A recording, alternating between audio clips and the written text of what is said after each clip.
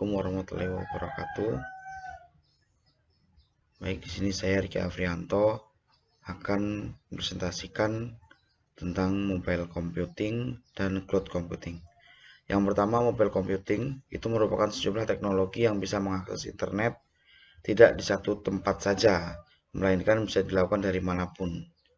Contohnya, aplikasi seperti Google Maps yang memungkinkan untuk pengguna mencari lokasi dan mendapatkan rute terbaik.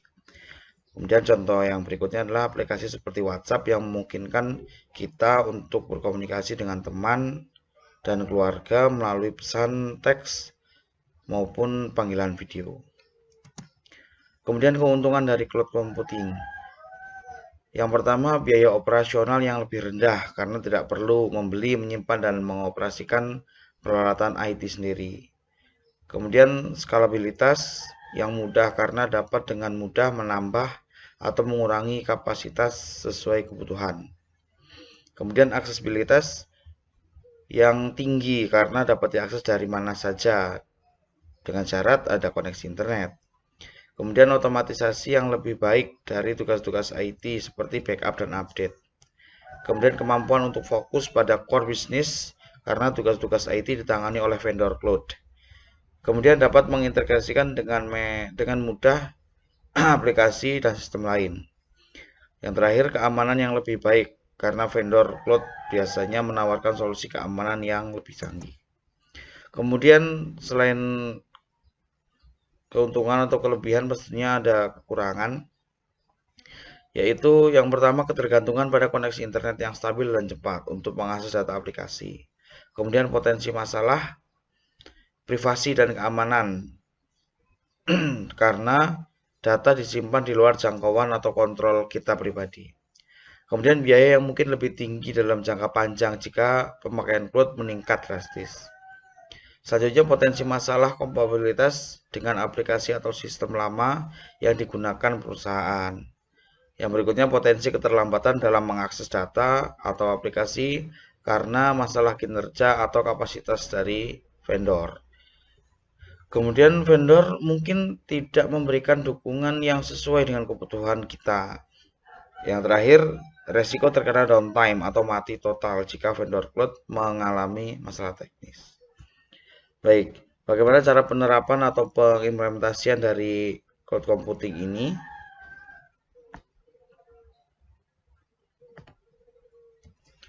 Selanjutnya, kita akan implementasikan cloud computing pada satu vendor yaitu Firebase. Di mana Firebase ini adalah produk dari Google. Nah, contoh untuk pembuatan cloud computing berbasis Firebase ya. Yang pertama kita add project di sini. Jadi kita bisa login sebelumnya menggunakan akun kita, menggunakan akun Google ke dalam konsol firebase.google.com. Kemudian kita bisa add project di sini, kemudian memasukkan nama project. Misalkan saya contohkan, saya memasukkan contoh seperti ini. Kemudian kita bisa continue dan pilih default for Firebase, kemudian create project. Tunggu beberapa saat.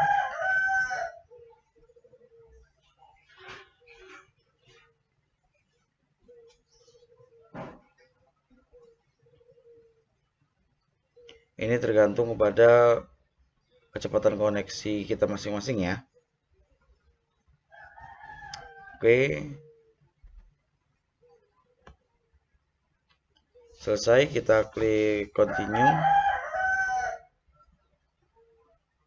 Nah, kemudian di sini kita pilih yang akan kita gunakan perangkatnya. Jadi kita akan gunakan Android, maka klik Android di sini. Nah, setelah itu kita masukkan register app. Ini bisa kita ambil dari manifest. Ya, file manifest dari aplikasi yang sudah kita buat ya. Jadi di sini contohnya. Kemudian Untuk nickname diisikan saja sesuai dengan nama aplikasi kita. Kemudian yang penting itu adalah di sini, yaitu debug sign certificate SHA1 SHA1 ya. Dimana ini kita ambil dari Android Studio yang kita bangun ya. Jadi cara melihat SHA1-nya itu berada di Gradle di sini. Jadi ini tampilan di Gradle sebelah kanan sini. Kemudian kita masuk ke ini ya, simbol ini. Kemudian kita masukkan kata pencarinya yaitu sign report. Seperti ini.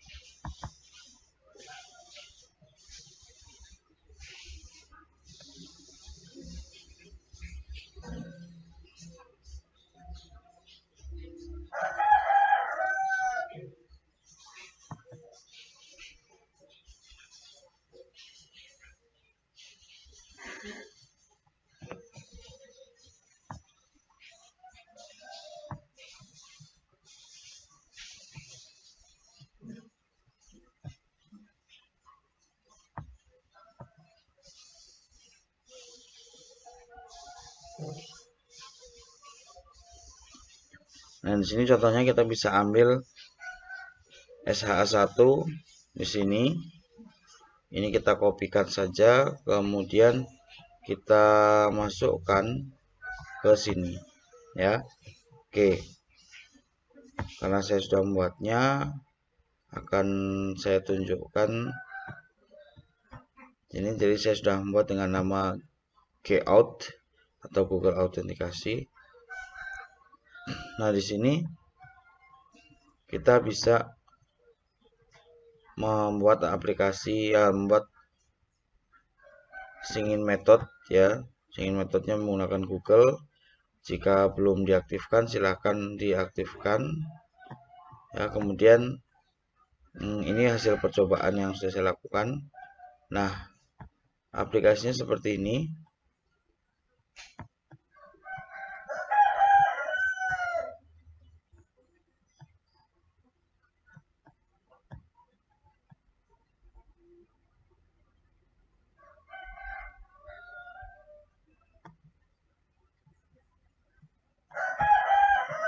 Ini adalah tampilan loginnya seperti ini. Kemudian pada tampilan hasil setelah login itu seperti ini.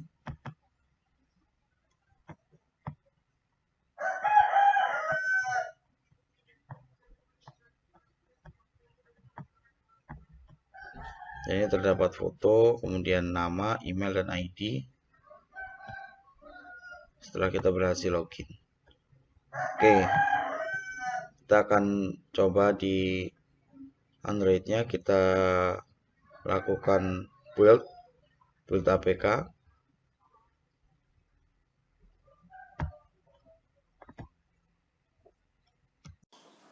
Baik, ini adalah tampilan aplikasinya. Jadi di dalam halaman login itu kita langsung menggunakan tombol login Google ya.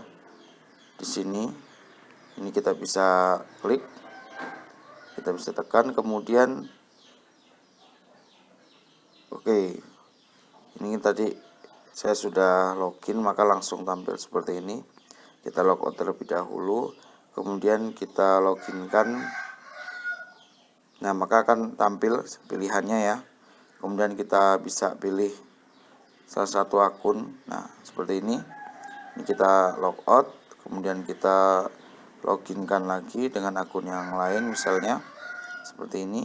Nah, maka akan muncul tampilan gambar, nama, dan email, serta ID.